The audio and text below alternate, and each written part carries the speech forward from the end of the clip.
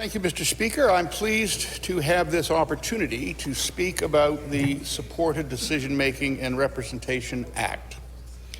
This act will modernize the law relating to adult guardianship and establish a scheme for supported decision-making. It will allow for the appointment of persons to help those who are having difficulty making decisions on their own. The purpose of the Act is to protect and promote the autonomy and dignity of New Brunswickers who require support in relation to decision-making.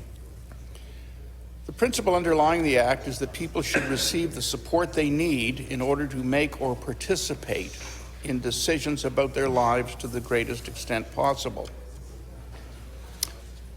It amazed me, Mr. Speaker, that this legislation will replace the Infirm Persons Act, which was enacted by this legislature in 1943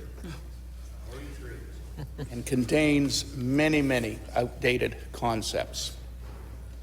The Infirm Persons Act is presently in place and has been for many years, allows a court to declare that a person is mentally incompetent and appoint a guardian for that person. The guardian, who is known as the person's committee, then makes decisions on behalf of the infirm person. Mr. Speaker, the new Act will make several significant changes. First of all, it will eliminate the all or nothing approach, an approach where a person is either completely mentally unable or is not. The all or nothing approach will be removed, where a person is considered to be fully competent or incompetent, to what is known as a functional approach. This means that a person's capacity is assessed on the basis of their ability to make particular decisions, and they may have the capacity to make some kinds of decisions but not others. This approach to capacity is reflected in several aspects of the Act. For example, when the court appoints a guardian, who will now be known as a representative rather than a committee. The word committee never really stuck. In any event, most people didn't understand that it was not a committee as we know it. It was a singular individual.